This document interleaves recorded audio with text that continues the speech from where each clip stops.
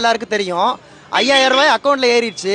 ஆனா ஒவ்வொருத்தருடைய தலையிலும் 3.5 லட்சம் கடன் இருக்கிறது அப்படின்றது மக்களுக்கு தெரியும் தலைவா.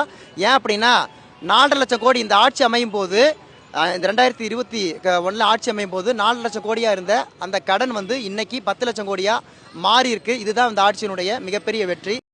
நீட் தேர்வை ரத்து செய்ய கழக ஆட்சி அமைந்ததும் முதல் சட்டமன்ற கூட்டத்தொடரிலேயே சட்டம் ஏற்றப்படும். முதல் சட்டமன்ற கூட்டத்தொடரிலேயே சட்டம் ஏற்றப்படும்.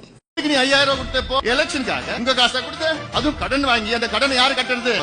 ஒவ்வொருத்தவங்க மேல உங்க தலையில 1,20,000 ரூபாய் கடன் வாங்கியிருக்கிறாங்க தமிழ்நாடு. யாரு கட்ட போறீங்க? நீங்க தான் கட்ட போறீங்க. திமுக கட்ட போறது கிடையாது. எப்படி நீங்க கட்டுவீங்க? கரண்ட் பில்லு ஏத்துவாங்க, உங்க வீட்டு வரி ஏத்துவாங்க, குடிநீர் வரி ஏத்துவாங்க, பால் கட்டணம் ஏத்துவாங்க, போக்குவரத்து ஏத்துவாங்க, சொத்து வரி ஏத்துவாங்க. இதெல்லாம் தான் நீங்க அந்த கடனை கட்ட போறீங்க. திமுக அரசு டாஸ்மாக்ல மட்டும் 1,82,000 கோடி ஊழல் செஞ்சிருக்கிறாங்க. இந்த 5 ஆண்டு காலத்தில் 1,82,000 கோடி.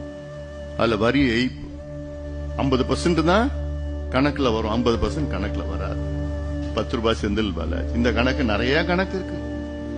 உதயநிதி மட்டுமா சொன்னாரு, அரசியலுக்கே வரமாட்டேன்னு சொன்னாரு, வந்தாரு. எம்எல்ஏவா ஆக மாட்டேன்னு சொன்னாரு, ஆனார் உதயநிதி. மந்திரியே ஆக மாட்டேன்னு சொன்னாரு, ஆனார் உதயநிதி. துணை முதல்வரே ஆக மாட்டேன்னு சொன்னாரு, ஆனார் உதயநிதி. தொடர்ந்து பொய்ய மட்டும் தானே சொல்லிட்டு இருக்காரு உதயநிதி. கோட்டோட விலை 130 ரூபா 125 ரூபா தான் இருந்துச்சு. எனக்கு தெரிஞ்சு 130 ரூபா வச்சுங்களேன், 130 ரூபா இருந்துச்சு. ஏன் இப்போ 150 ரூபா வைக்கிறாங்க? உங்களுக்கு ஃப்ரீ குடுத்துறாங்கல்ல, அப்போ 150 ரூபா அங்கே ஏற்றணும்ல.